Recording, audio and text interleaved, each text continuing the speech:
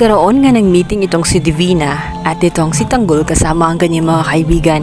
Dito nga ay upang sabihin kung ano ang kanilang magiging hanap buhay. Ipinakita din ni Divina ang mga baril na gagamitin nila at namanghanga itong si Tanggol matapos ipakita sa kanya ang napakagandang baril na bagay sa kanya. Sinabi na rin ni Divina na ang lahat ng pag-aari niya ay mapapasa kanila din nila Tanggol at ng kanyang mga kaibigan. Sinabi nito na namnamin kung anumang pera ay ipapahawak nila kahit gaano ito kalaki. Tatamasain nila ang buhay na marangya. Bukod pa roon, isinabi na rin itong si Divina ang magiging negosyo nila. Sabi ni Divina, ang kanilang magiging negosyo ay tungkol sa mga ginto. At gagawa sila ng mga ginto, hindi totoong ginto, kundi mga piking ginto. At yun ang kanila ibebenta. Ngayon ay pupuntahan nila ang lugar nga nitong si Divina nang sa ganoon ay makahanap sila ng mga tauhan na siyang tutulong sa kanila upang magawa ang kanilang mga plano. Manghanga ng husto itong si Tanggol matapos isakay siya sa eroplano kasama nga itong si Divina, kung saan ipinakita ni Divina ang lawak ng kanyang mga ari-arian. At sinabi ni Divina na gusto din niya balang araw ay magkakaroon din si Tanggol ng ganung uri ng property at higit pa roon.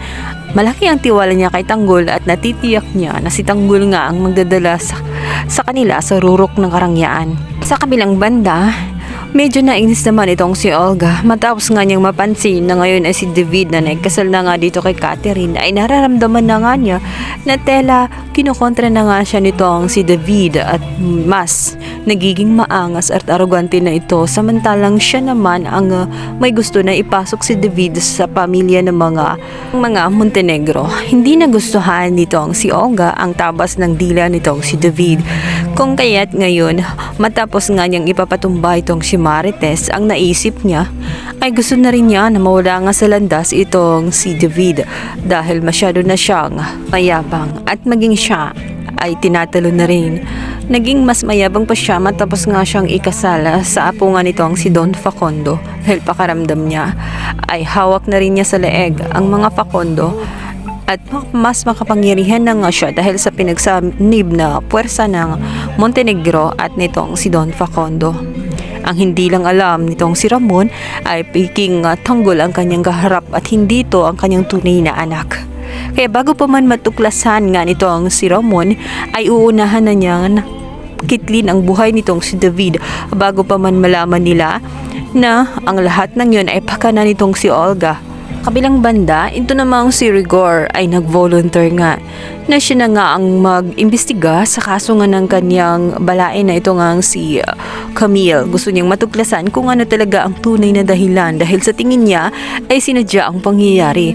Dito na nga kaya niya matutuklasan sa pamagitan ng CCTV footage kung saan ang huling kausap nga ni Camille ay walang iba kundi ang kanyang anak na si David at matutuklasan din kaya niya na naroon sa simbahan itong si David na kinasal kay Catherine. Kaya ang sinasabing baho na hindi tuluyang naligpit nitong si David dahil sa buong akala niyang wala na si Camille ay matatahimik na ang lahat.